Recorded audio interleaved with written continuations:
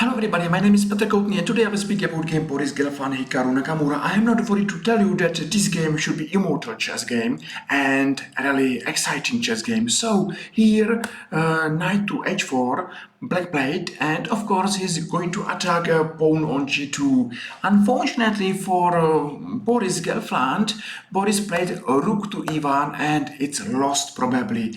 The right answer is to take on g3, but this is a really complicated variation which I will show later on. So white played rook to e1 and black took on g2. Wow, that's a really nice move. Yes, and for example, what's happened if white will take on c7? This move happened. Yes, black took on e1 and he doesn't care about his queen. You know, the queen is not the most important piece in our chess game because the most important piece is a king.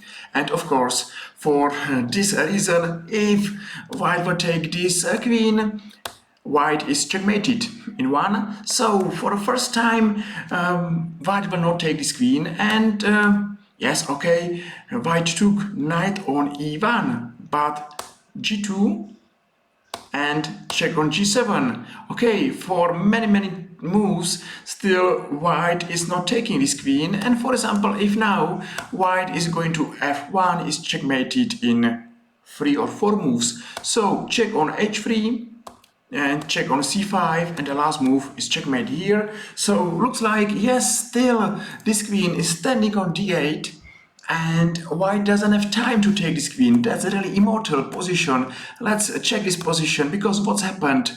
White played to h1 and bishop to h3, and for another move, this queen, it's hard to take because it's coming checkmate on g2. Okay, what's going on? Bishop to f1, and the last move and the winning move is queen to d3, and that's the reason why I believe that this game is immortal, because you know, this queen, it's another time hard to take, and soon the game will be end. And because I like to show this game from the beginning, let's start.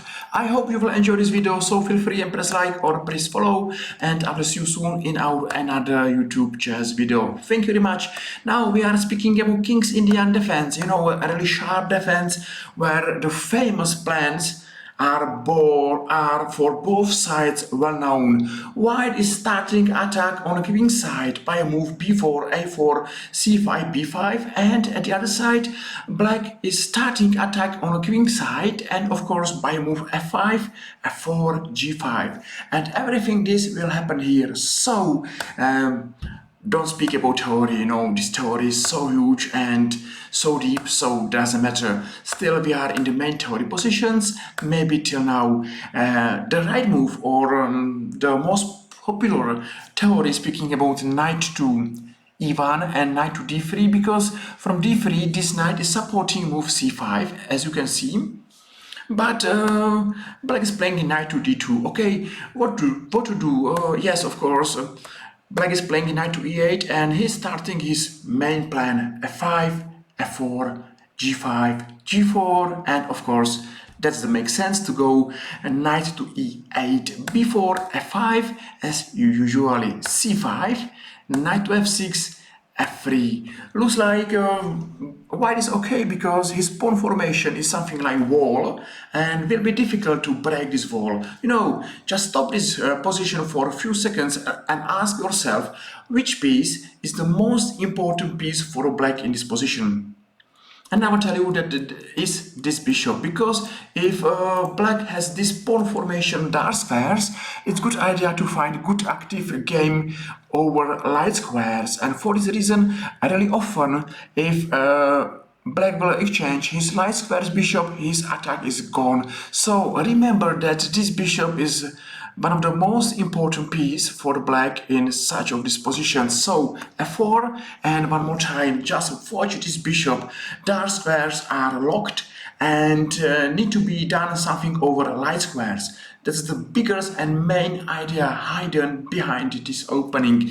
Knight to c4 and g5. So both sides are playing their main plans: a4, knight to g6, bishop to a3. Yes, of course, maybe lots of players will play g4. h5, h4, but it's good time to stop and ask yourself if this bishop from a3 is not challenging our rook on f8, and I will tell you yes, it's challenging, and maybe it's a good idea to go to f7, because from f7 this rook should attack white from maybe g7 or h7 squares, and of course it's a good attacker and good defender there. Okay, b5, and still maybe everybody should be worried if I am losing or I am winning, because even white is starting his attack, and looks like this attack is a danger, c5, b5, a5, too many pawns are rolling to us, and still black should be okay. Yes, if he will play bishop to f8, maybe black's got a problem. b6 and knight to b5, and yes, I will tell you that this position is terrible bad for black. Just one small mistake, just one small bad move, and everything is different. The right move here is to take to on c5. Yes, of course, white will take on c5 and h5. Bishop on c5 is doing nothing. There is empty diagonal, and there is nothing to attack. For this reason, a5, g4, b6, and g3. Okay, now position is really hot. Okay, just a small variation how this position is dangerous for white and how this piece is important for black. For example, if now white is playing move h3, maybe is lost, because this bishop will take on h3, and what to do now, because pawn on h3 is under attack, and if this pawn will fall, white will lose. So maybe he's going to g2, but check on h4, and it's game over. So a really hot position, and it's a really important variation to have the right feeling how this bishop is important piece for black. Okay, so Boris Gelfland played the right move, and he went to h1 and bishop to f8. Okay, let's speak about this position. A really big mistake is to play move h4.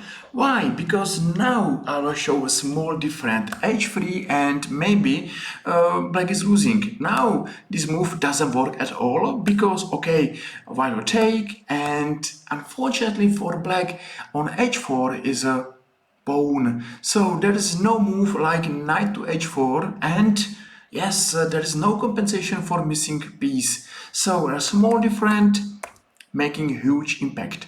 Okay, another mistake should be here to take on h2. This pawn is the best defender of white's king, and even here should be black losing, because he will lose all space, all pawns on queen side. So small difference, small mistakes, and another game.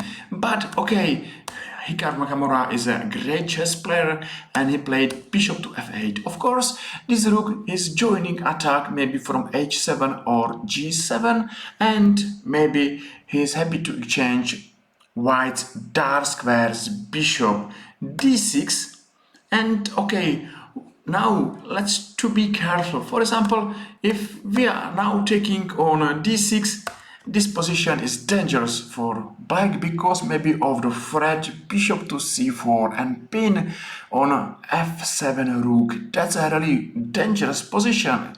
I hope you agree. So the right move here is to take on b6. This position is really funny. You can see that, really often we are one move to win and one move to lose, or one move to get advantage and one move to lose advantage. So a really tough position, and that's the difference between two players. The great player will play good moves. That's the reason why it's worth, or why it's good to see this video, because we should get new experience. Bishop to g1, it's a really passive move, and knight to h4. That's the variation from the beginning of this video. Yes, we saw what's going on. I will tell you that the right move, or maybe the last move, is to take on g3.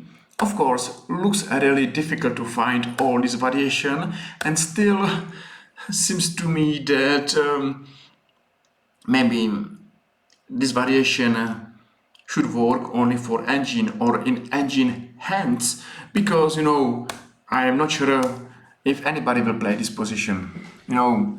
At least it's very tough, and still it's not a simple position. Maybe White will not hold this position at all, but White went to e1 and he's ready to go bishop to f1. So now or never. White need to count this variation. Black took on g2 and White took on c7. So yes, that's a really funny position and immortal position, because Black's queen is under attack, and still Black doesn't mind, because he knows that the most important piece in the chessboard is not a queen, it's a king. Yes, of course, here's checkmate. So as we saw, White took here and g2 and check on g7, and as we saw before, if White is going to f1 is checkmated in 1, 2 and the last move on e3. So yes, not hard to move to go to h1, but still bishop to h3, and there is another surprise, checkmate on g2, and Black's queen is still standing on d8, is still under attack from the c7 pawn, and still White doesn't have power to take this queen anymore. So he went to bishop to f1, and why I believe that this game is immortal, because of this move, queen to d3. There's not really often to see this move, like Black's queen is a mad queen. How to take this queen again. For example, if White will take this queen, is checkmated from g2. Okay, if White will take on h3, is checkmated here, of course. So that's a really bad position. And what's going on? Black took on e5, and he believed that he will save f3 pawn. Now looks like f3 pawn is the most important pawn. Or is the question if White will hold the position. Still watch this pawn. This is such a dangerous pawn. But okay, one more time. This queen is too hot to take, because yes, of course, it's funny that this queen is not the most important piece in the game. So okay, what's happened? White took on f1, Black took on c3, and at the end, yes, Black's got more material, and of course he's winning. So that was a wonderful chess game. I hope you agree that this was a chess beauty and you enjoyed this game. I hope you enjoyed this video as well.